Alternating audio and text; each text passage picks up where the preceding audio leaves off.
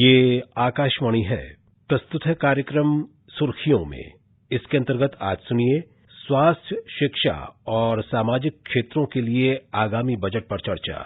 इसमें भाग ले रहे हैं आर्थिक विश्लेषक शुभमोय भट्टाचार्य जी और पत्रकार रुचिका चित्रावंशी। 1 फरवरी 2022 को निर्मला सीतारमण एक चुनौतीपूर्ण बजट पेश करने वाली हैं और इस बजट से हालांकि सभी क्षेत्रों की बहुत सारी उम्मीदें जुड़ी हुई हैं। खास तौर से महामारी के 2 वर्ष बाद, क्योंकि ये बजट पेश होने जा रहा है, स्वास्थ्य अभी भी एक बहुत ही जरूरी सब्जेक्ट माना जाता है और इसके साथ साथ शिक्षा और सोशल सेक्टर स्कीम्स पे भी काफी जोर रहेगा। शुभमोय भट्टाचार्य जी, आपको क्या लगता है कि इस बजट की दिशा किस ओर जाएगी और इन क्षेत्रों के लिए जो हमारी फाइनेंस मिनिस्टर हैं उनसे क्या अपेक्षाएं हैं? करीब 3 साल से हम कोविड महामारी से जूझ रहे हैं और तो निश्चित ही सबका ध्यान रहेगा कि स्वास्थ्य और उससे जुड़ा हुआ शिक्षा के क्षेत्र में भारत सरकार क्या नीति रहता है और क्या अपेक्षाएं वो राज्य सरकारों से करते हैं और किस तरह का बजट आवंटन तय करते हैं।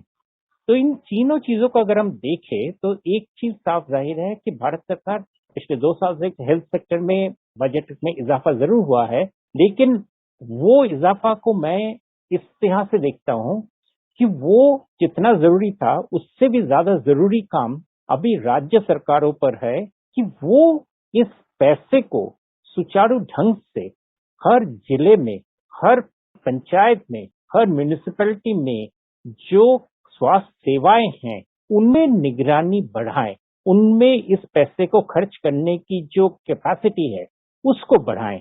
आप देखेंगे कि पिछले 1 साल से करीब एक युद्ध स्तर पर वैक्सीनेशन का कार्यक्रम चल रहा है और करीब 165 करोड़, जो कि दुनिया में सबसे ज्यादा वैक्सीनेशन है, वो दिया गया है।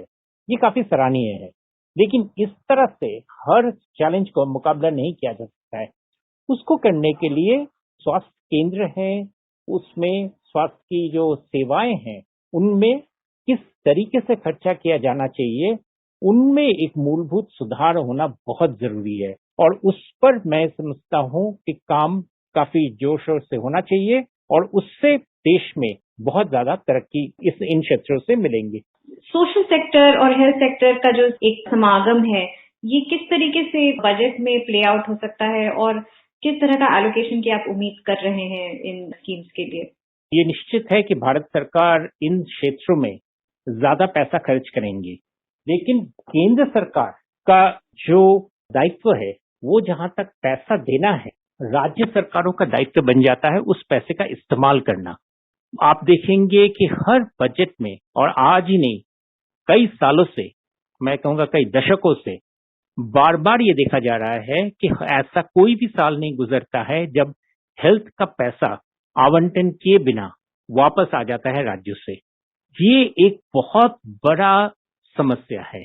यानी कि जो चीजें, जो कैपेसिटी हमें बढ़ाना चाहिए, जिसका आपने जिक्र किया कि वो चाहे मेडिकल अटेंडेंट हो, नर्स हो, डॉक्टर हो, या वहां पे जो फैसिलिटीज हैं उसमें अगर वो अवेलेबल भी है तो उसकी किस तरह से इस्तेमाल हो रहा है, इन चीजों में ध्यान देना बहुत जरूरी है, क्योंकि इसी से ही स्वास्थ्य आउटकम में फर्क आएगा। हम जैसे कहते हैं कि हमारे देश में खाद्य पदार्थों की कमी नहीं है, लेकिन हम देखते हैं मैल न्यूट्रिशन।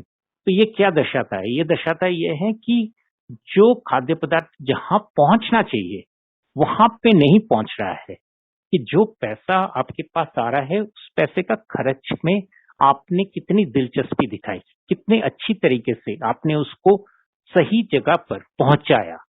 सामानों की कोई कमी नहीं है। ये आपने बहुत ही जरूरी बात बोली है कि साधनों की कमी नहीं है, और साधनों की कमी हो भी तो हमें थोड़ा सा क्रिएटिव थिंकिंग चाहिए और एफिशिएंसी बढ़ाने की जरूरत है।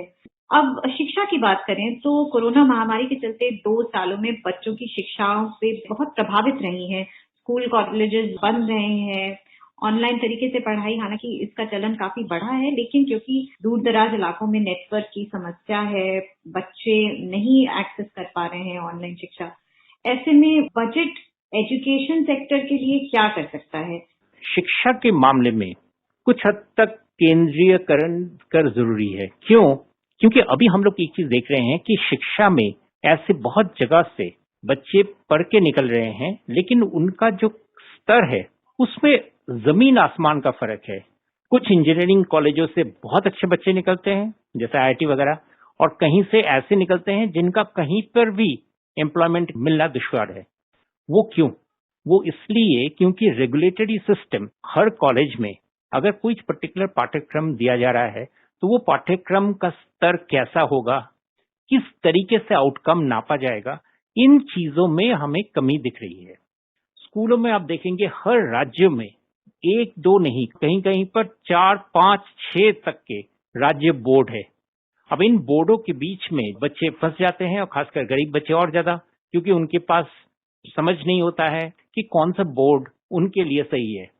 लेकिन उनको गाइड करने के लिए राज्य स्तर में बहुत कम लेवल का सहायता किया जाता है कि भाई किस तरीके से वो सहायता उनको अच्छे बोर्ड तक पहुंचाया जाए, एजुकेशनल आउटकम सही हो। तो ये सब चीजों को हम अभी लिए केंद्र सरकार का बजट में, अगर इस बार केंद्र सरकार के पैसे आवंटन के साथ साथ हेल्थ सेक्टर में और एजुकेशन सेक्टर में अगर केंद्रीयकरण की आउटकम क्या होंगे, इन पर ध्यान अगर दिया जाए, काफी फायदेमंद होगा। क्योंकि हमारे बजट के साथ साथ एक बहुत बड़ा डॉक्यूमेंट आता है आउटकम बजट, और इस आउटकम बजट की तरफ मैं लोगों का दृष्टि आकर्षण करूंगा कि ये आउटकम बजट का रचना जो हो रहा है वो लोगों को अकाउंटेबिलिटी दिलवाने के लिए है। इसमें किस पैसे को किस तरह से खर्च किया जा रहा है, तो आप इस पर चर्चा करें, आप इस पर देखें, आप इस पर टिप्पणी करें, और इससे ही दबाव क्रिएट हो सकता है हर स्तर पे राजनीतिकों पर कि वो इस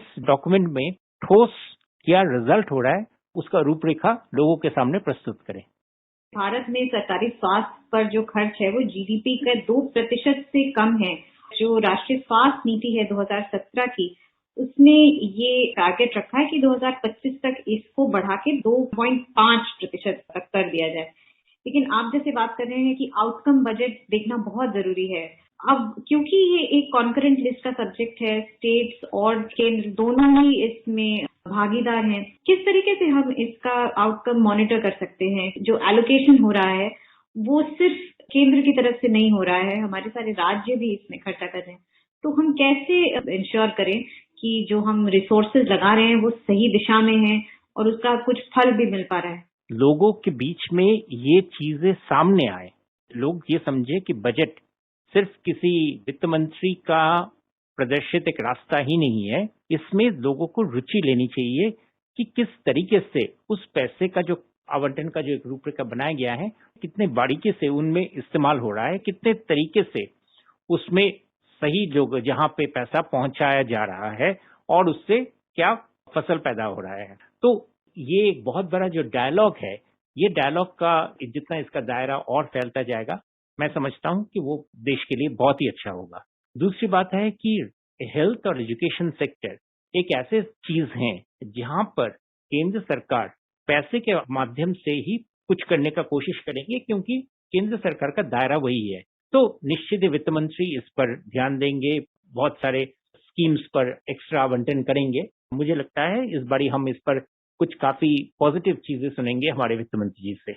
आपने बहुत ही जरूरी पॉइंट्स इसमें हमें बताए हैं कि कैसे आउटकम बजट पे ध्यान देना जरूरी है और एक एफिशिएंसी लाने की जरूरत है हमारे, चाहे वो हेल्थ सिस्टम हो, चाहे वो हमारा एजुकेशन सिस्टम हो, ताकि ना सिर्फ पैसा एलोकेट हो लेकिन उसका सही तरीके से उसका इस्तेमाल भी हो। बहुत बहुत शुक्रिया आपका आज हमारे साथ जुड़ने के लिए शुभमोय भट्टाचार्य जी।